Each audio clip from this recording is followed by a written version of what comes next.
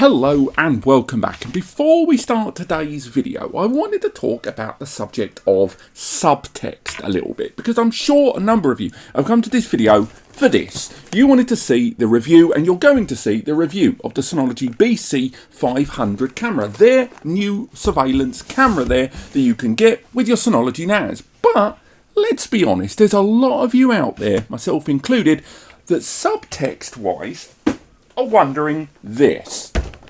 What makes this better than this? Cameras that have been available for years and have been compatible with Synology NAS system for a while. And although we are going to try to judge this camera on its own right and what it can do in hardware and software, I do think we're going to have to at least acknowledge that a lot of this review for some of you is going to be about whether this 250, a 300 Nikon camera is better than some cameras you can pick up these days for about 70 to 100 Nikon. Let's roll those opening credits.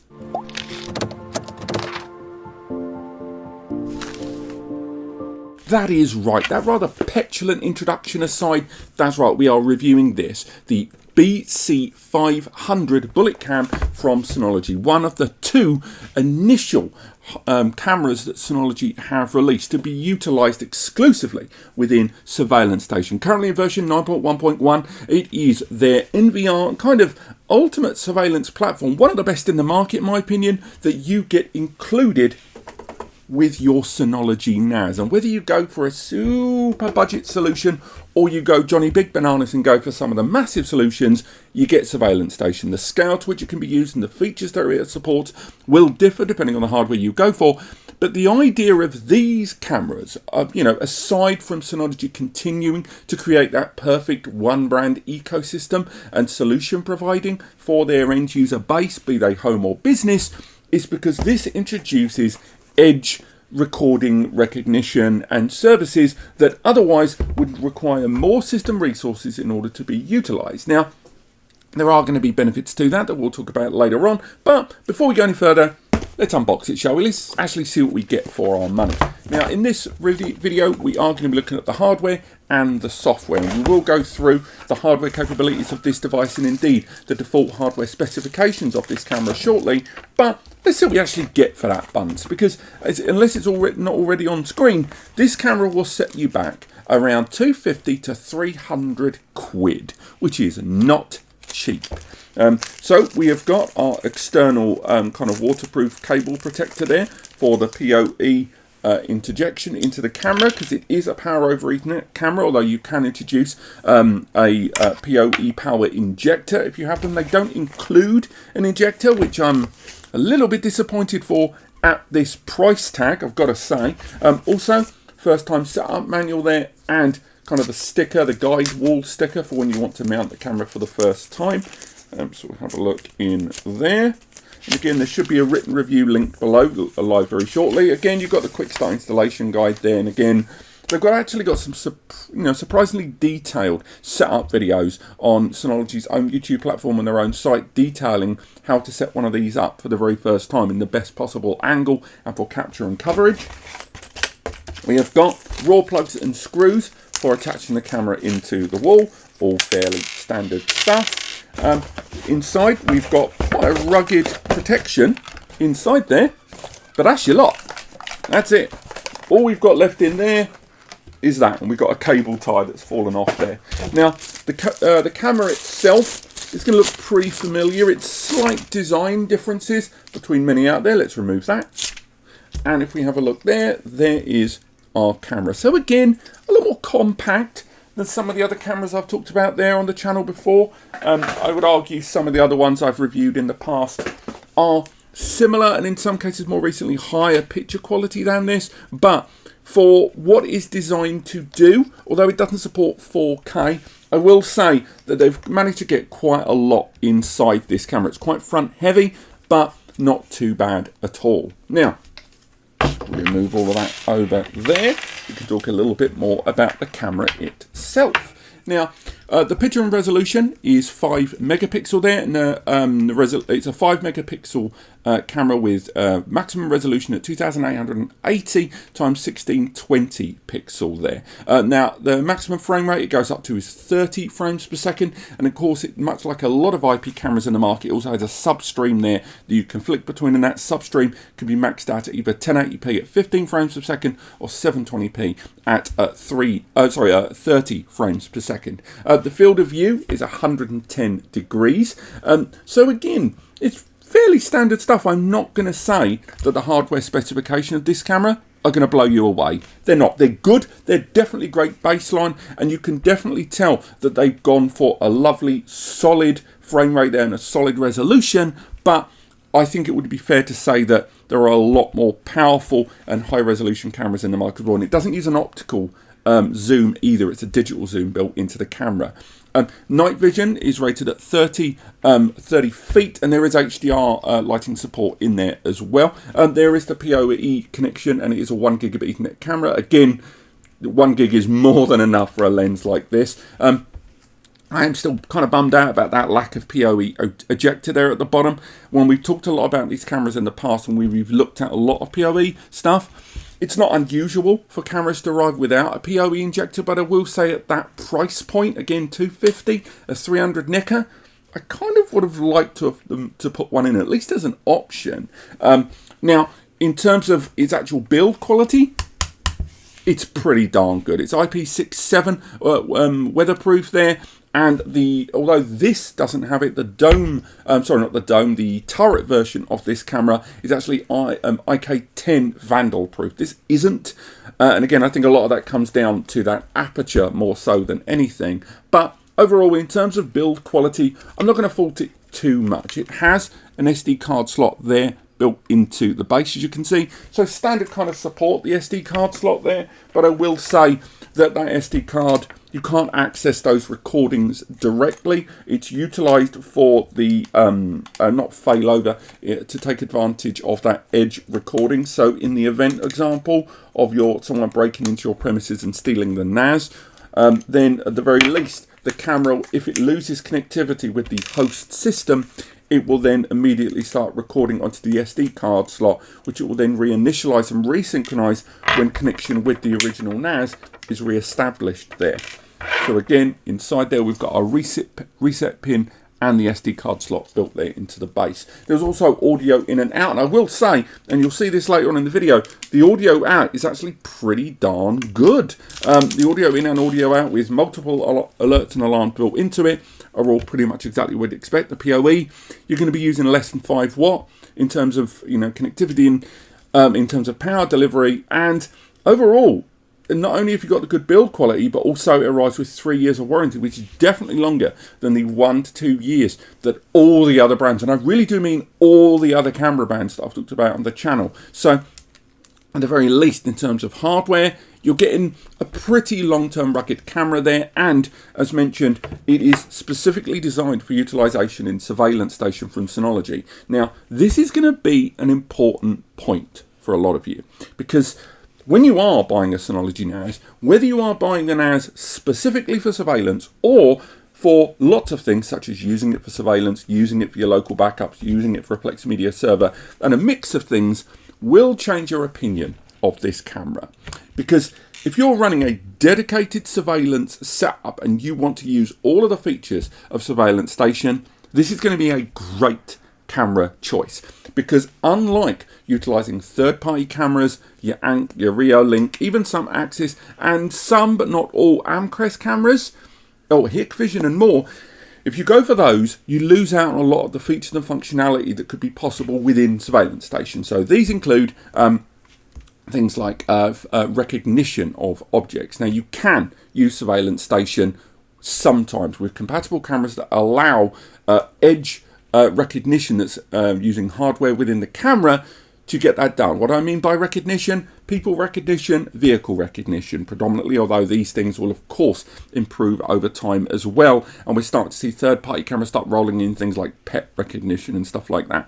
But within the Synology camera and the Synology platform, the integration of surveillance station and edge level recognition or AI recognition processes built into the camera translates as the following. So first and foremost, when you are utilizing these cameras, you can have it so that it recognizes when people are walking into the field of view, not just a tree moving its leaves.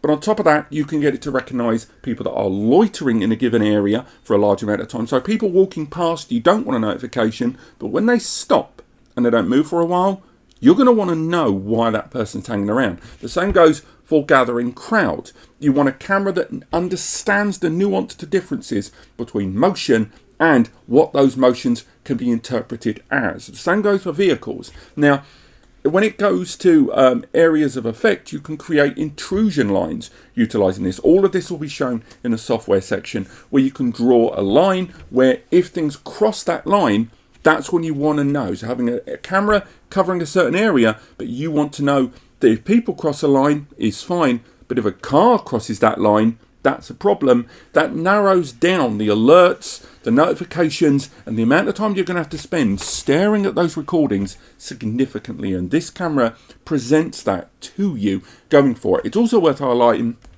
that you won't need to use one of your licenses with this camera. If you go for one of Synology's cameras, they're license free. So whether you think that includes a camera license or they don't require a license, although there are certain differences in interpretation there, what that ultimately means is if you're running a surveillance setup and you were going to buy a camera to add to an existing setup and you haven't got any licenses, you won't need to buy an additional license. And again, those licenses, regardless of inclusion or not, are lifetime spanning. You don't have to renew them. They're not subscription based either.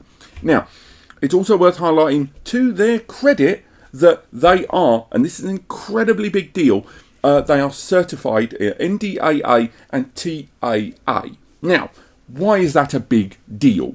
What should you care? Well, mostly you should care, particularly if you're in the US. Do you remember that US-China trade war thing? You know, the Huawei business? All of that stuff that's still bubbling on the surface?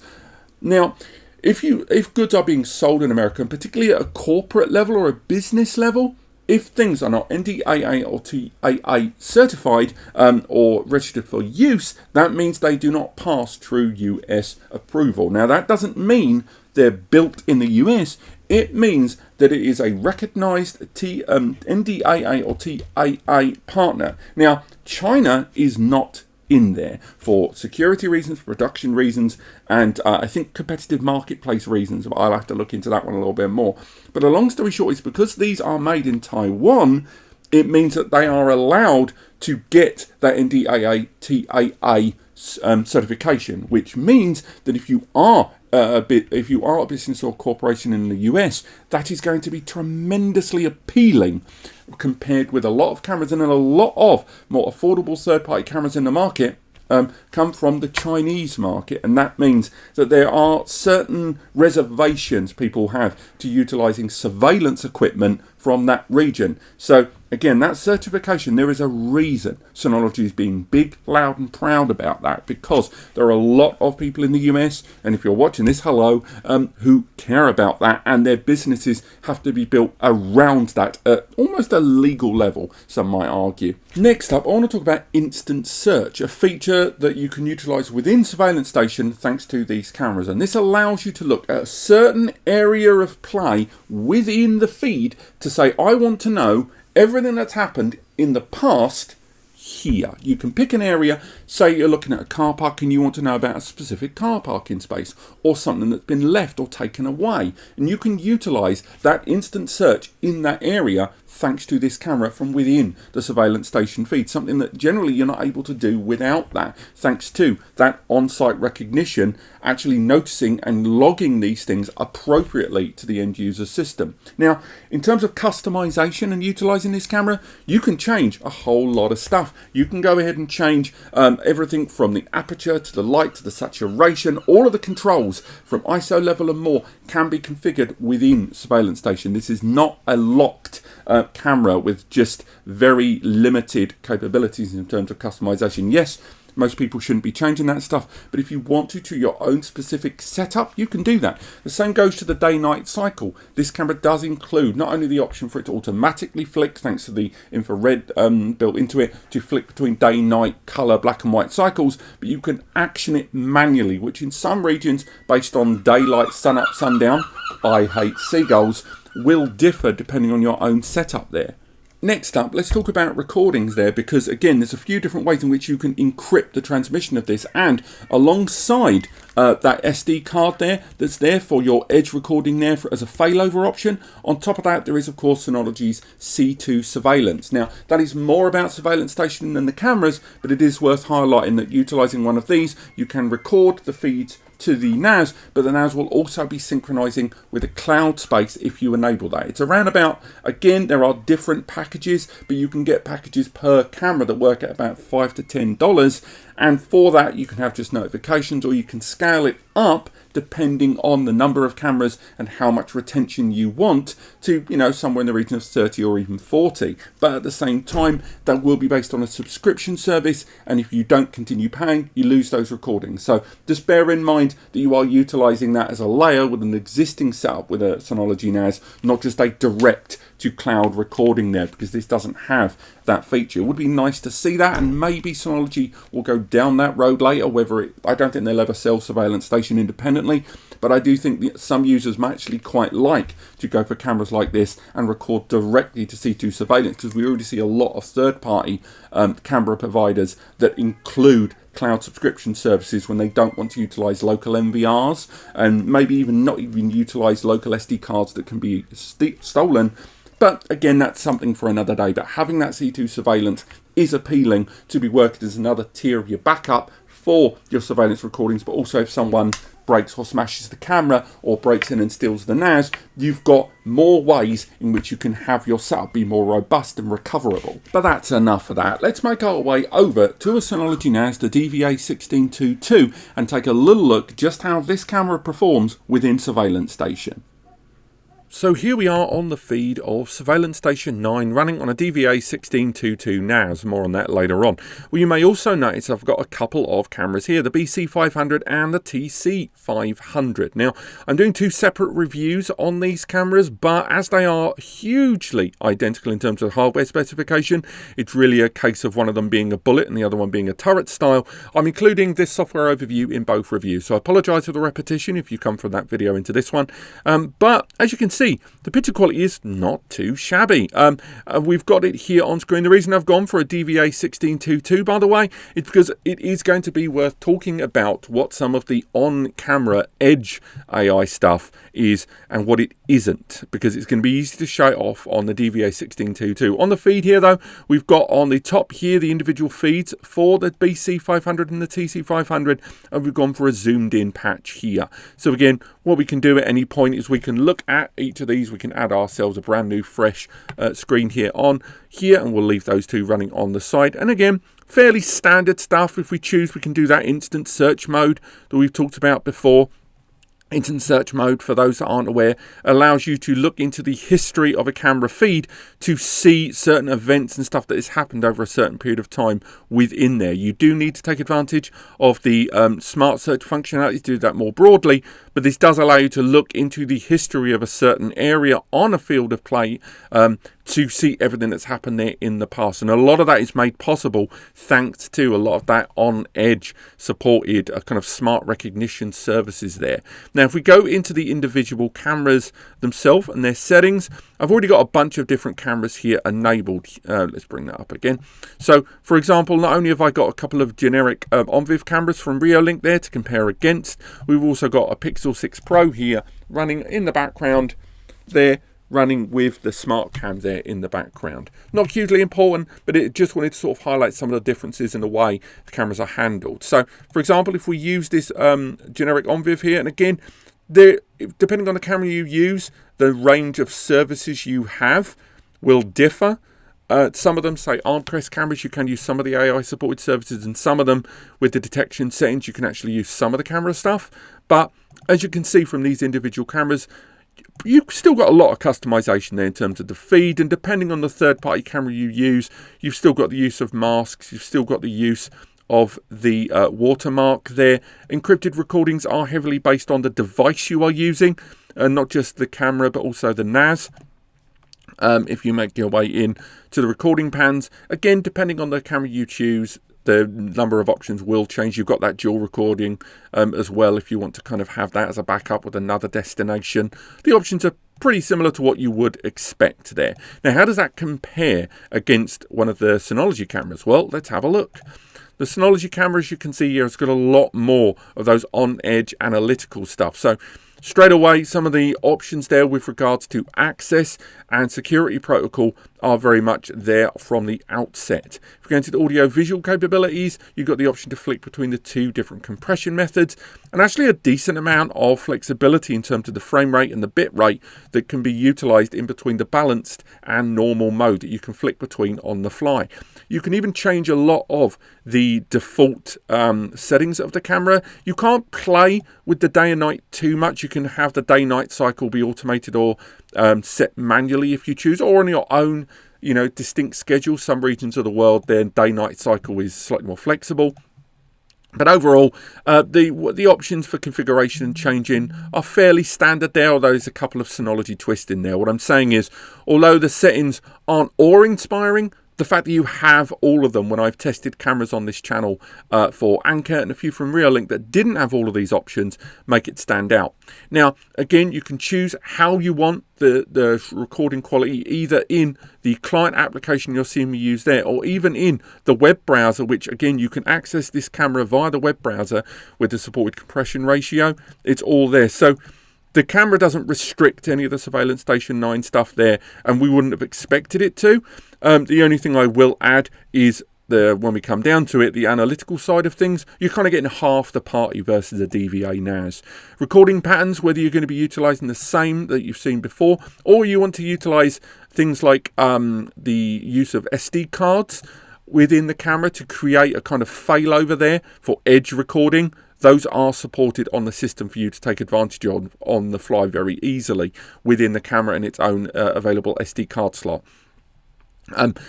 Pretty much everything you would expect from a camera is here, and Synology haven't reinvented the wheel too much in terms of recording pattern. I will say though that because they did also roll out their Synology C2 service, which allows you to have that dual destination recording there for redundancy in case cameras get smashed or the NAS gets stolen, and also, unlike some cameras that may or may not have support with the SD card slot, their cameras do have that support built in, with that edge recording there being enablable straight off the bat. Now, let's face it, one of the reasons you're going to go for this camera, other than the surveillance license, as mentioned earlier on, is going to be those on-edge analytics. So, for example, with event detection, you've got that motion detection, but you've also got audio detection, something that I don't think was mentioned in enough locations, where the camera will actually be triggered by ambient noise, which may exceed a certain value, like a car alarm. So again, that's a nice little feature that wasn't given enough credit. Same with the tampering alarm, where if the camera's knocked down or broken down, you've even got disconnection settings there that you can check into what the camera does during the event of a camera disconnection. Malicious or accidental, there are options open to you. Personal and vehicle detection. I would like, sometimes when setting this up, I mentioned this in my broader DVA 1622 NAS review, I don't know if that's live yet. Sometimes I don't like that the feed you see on screen isn't immediately apparent, and this is one of those areas that I kind of would like to see that while I'm configuring a lot of these rules. So for example, people detection, so people are being detected, you can set it up so that crowd detection is a thing. So you can have it so that if certain people hang in a certain area for an extended period of time, and there's a certain number of them, you get alerted. Same goes with one person's there, but they're in there for a certain amount of time. And again, unmoving people can be ignored. Same with vehicles, and you can have it so that you can have an area of effect where if cars enter a certain area, it's fine, or other areas, it matters. And again, you can set the rules. If they stay in a certain area for a certain amount of time, you can be alerted that if a car pulls up that's unrecognized. And again, recognition is what DVA systems are for, not these cameras. You can set all of those up, and the parameters can then be sorted out in the feed here. So you have to go into a separate page there. But as you can see with this person detection, I've already set this up that if a person is detected in here, we are alerted. And again, I'll show you those alerts later on. Intrusions. we're able to do not a dissimilar thing, but this time we can run lines where we want to know if people enter or exit certain regions, and then we can choose in the notification and action rule center what happens when those alerts are triggered. These are things that are available from other cameras, it should be added, but not to this extent and not integrated as well into the Synology platform. And again, all of the maintenance options are pretty much what you would expect. Now, if we go into the TC500 cam, things are going to be largely the same. Again, it is more of a stylistic camera choice rather than the camera itself being in any way meaningfully different. And again, because I don't have the kind of roof access to do this as the turret camera high up, it has limited the way I can utilize this camera, but I can confirm that all of the settings are exactly what you'd expect, and the picture quality is pretty darn good. And again, scalable, it doesn't go up to 4K, but there is a tremendous amount of scalability in what these cameras can output when needed on both the balanced and the high quality viewpoint there. Now, if we go into the recording patterns there, this is where a lot of that recognition is going to stand out. So to put that into perspective, thanks to us using the DVA, we've actually got different kinds of recognition. So with the DVA system, of course, I've got facial recognition on a database. None of this, I repeat, none of this is available with the camera. With the camera, what you get is detection, but you don't get further information on what those things, if it's going from a database. So for example, in the facial recognition, if we go back to that, we're able to see that I've already added 4 people. Again, you'd need a DVA system in order to do this, but I've given all these people their names, and therefore when they enter the field of camera view, it knows who they are and what privileges they have. Whereas general detection will tell us when it's a person, when it's a vehicle, when things are entering one of those areas of effect, those lines, whether they're lingering, and all of those things are filtered on the right hand side where you can say, I want it to come down to people, I want it to come down to vehicles. That allows the camera to recognize that, but it's beyond that and accessing recognition where things change. Now, we've already talked about this before when it comes to going for Synology cameras. One of the advantages, of course, notwithstanding the integration of these cameras into the existing surveillance station layout, is the fact they don't require a camera license. So as you can see there on my feed, if we open that up a little bit, you're able to see that I have got 5 cameras on this system up and running. So we've got 5 cameras, a mobile camera, 2 third-party ONVIF and Synology's own cameras there. And again, if we go into the licensing center there, you can see we've got 8 camera licenses included and only 3 have been occupied. Why 3? Because, of course, the Synology ones don't need it. We're only utilizing the camera license for those. So I can confirm that it definitely doesn't use the licenses. It even keeps track of the maximum number of licenses that can be applied, and you can even access a lot of those keys if you need to migrate them. But do bear in mind you will have to log in and make sure you have the admin credentials in order to do so. Now, when it comes to encryption, as mentioned earlier on, these cameras are NDAA and TAA compliant for that encryption. So if you choose to, it's very easy to enable the encryption on any of these cameras on the fly whenever you need it there. So you can go straight into the advanced tab here and allow you to change not only the protocol, but also enabling that encryption there within the system and that local area network. And again, those encrypted, that encryption extends also to C2 surveillance as well when utilizing these cameras in conjunction with the Synology NAS machine. These cameras do not arrive with surveillance station included. They arrive with the necessity of the NAS having this software, but I will say that the extent to which these cameras can be utilized within surveillance station is still pretty darn good. Notwithstanding, if we look here, there's those cameras there. If we choose to, we can go for this camera here. But for this camera, we're just going to go into the past. We're going to go into earlier that day while the rest of them are live. You can see horrendous rain here in the UK, and the cameras are still delivering that stream quality very, very well to the NVR system. I can also confirm, luck would have it, that these cameras are as waterproof as they say, because here in the UK it absolutely shot it down on the morning of the 20th of June, and these cameras are running absolutely fine there. You can see the old recording there. We've got the watermarks that I've applied there. So we've got the new recordings, and there on the top right there, both cameras getting absolutely wazzed on there in the background and running absolutely fine there, in between a few little dribs and drabs, but apart from that, absolutely fine. Now, if we use the smart time feature on the Synology NAS to look at this camera, we'll get a good understanding of how the camera reacts to day and night cycles. As you can see, the camera did flick automatically into that night view, and as the night wears on, we'll be able to get a closer look on just how well this camera dealt with night view. Now, again, it is going to be heavily dependent on your own setup and where you deploy the camera, and fair play to Synology on their own website. There is a breakdown on how to set up the cameras right the first time with installation and configuration. Getting it done and getting the camera angles right, they do help you along the way on that one. But for me, the transition between night and day, and the alerts did not stop coming, I should add, during the nighttime cycle there. So if we cycle down into kind of much earlier recordings now, we go for motion detection, and we cycle down by the filter. We go in there, filter by the time of day. We'll be able to look onto the earlier recordings there. That's from the previous day, about when the night vision kicked in.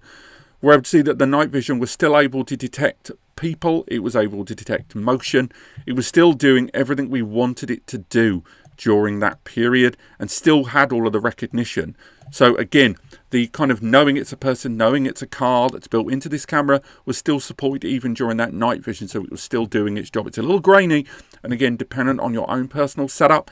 But for me, the fact that those notifications and recognition still worked is what really stood out for me. Now, discussing the camera quality is going to be a little tougher, largely because we're recording this right now with OBS, and that can affect the frame rate from what you're seeing. However, we can talk a little bit about those streaming profiles. So, for example, the BC500 there, if we go in and edit some of those settings, we're able to see with the viewpoints there what exactly the quality is going to be.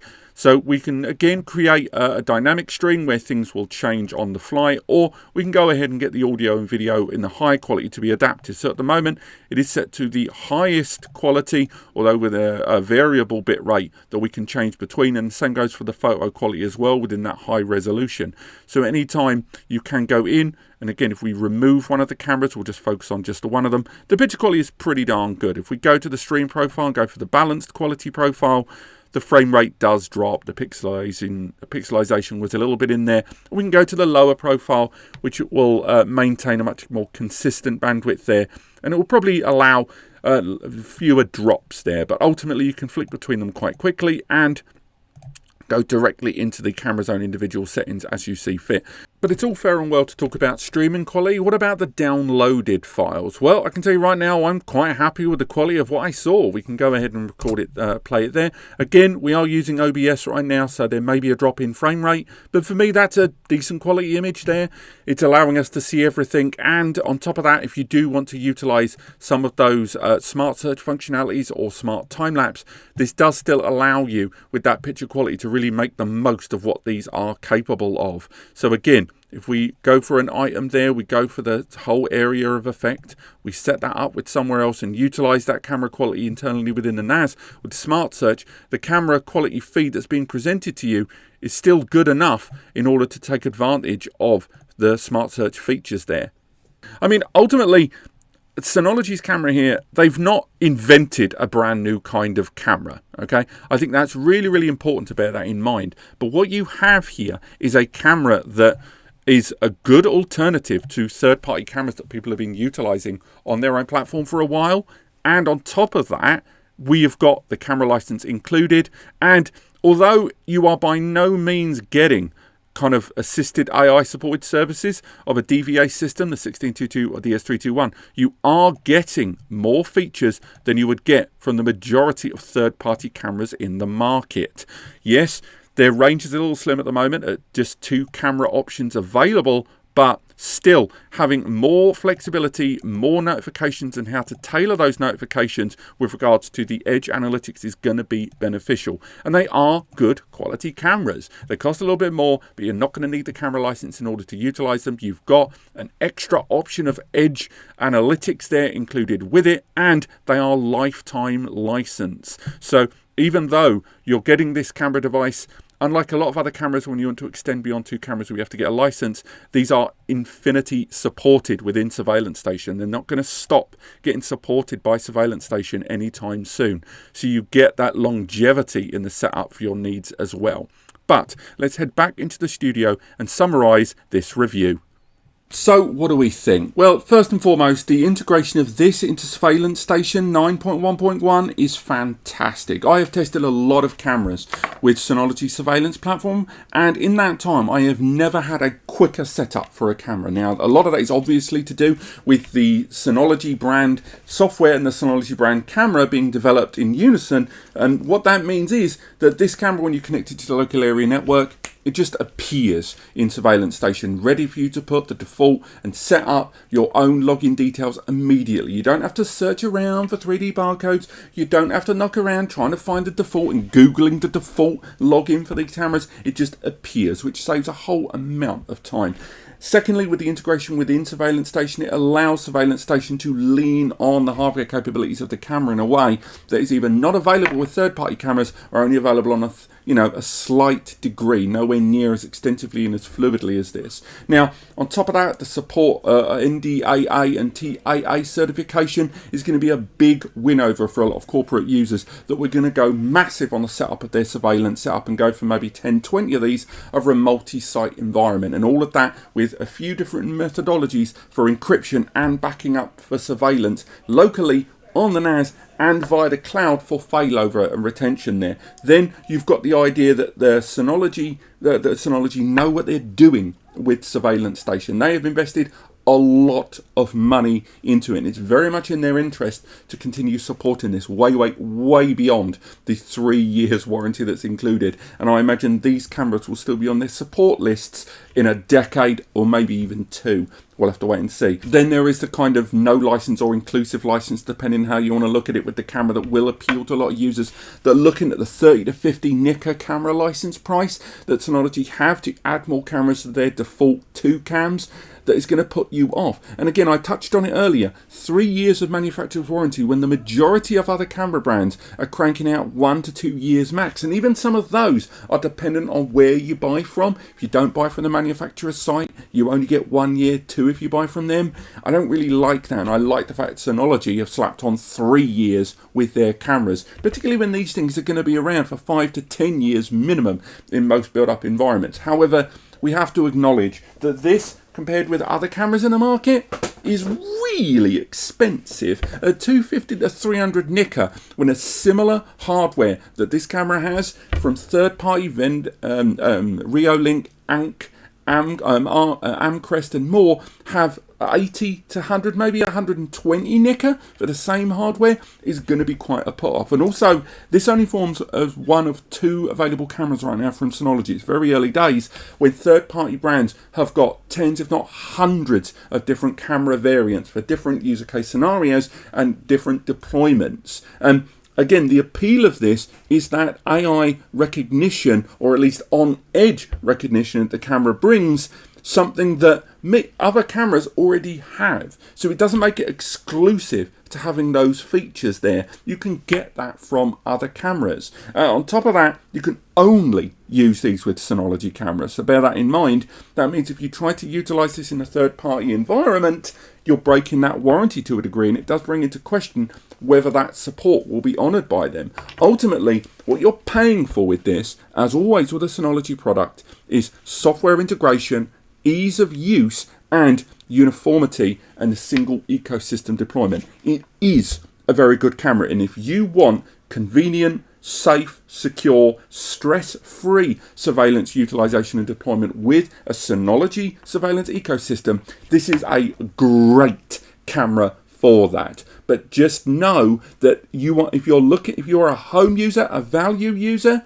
you may not be able to take advantage of this to its full extent, or at least not appreciate the advantages it brings compared with cameras a third of the price tag there. And bear in mind, yes, it doesn't need a surveillance license, but if you've already got 2 surveillance licenses to start with and you haven't populated them yet, it does open the debate about value for money there. Ultimately, I will still recommend this camera, but I would definitely recommend it to maybe SMB and higher, because everyone else underneath, there's a lot of choice out there for you. Now, I am going to do a follow-up video where I'm going to be a lot more direct in my comparison between this and certain camera brands. I'm definitely going to look at Reolink first, because we've talked about them a lot on the channel before.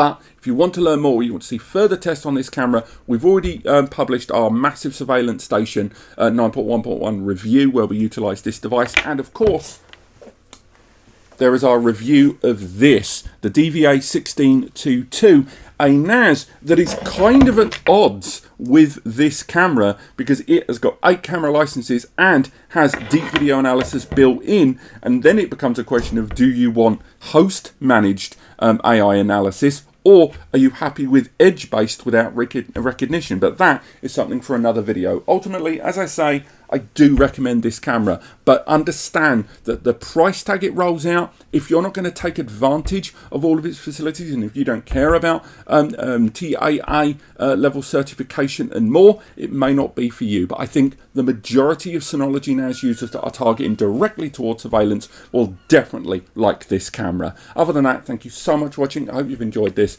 There's links in the description to other surveillance-based content, not only with Synology but others, and there should be a full review on this camera live very, very soon. But apart from that, thank you so much for watching. Click like if you enjoyed it, subscribe to learn more. Links in the description to buy the camera if you want to support the channel from the vendors that we work with. And apart from that, thank you so much for watching, and I'll see you next time.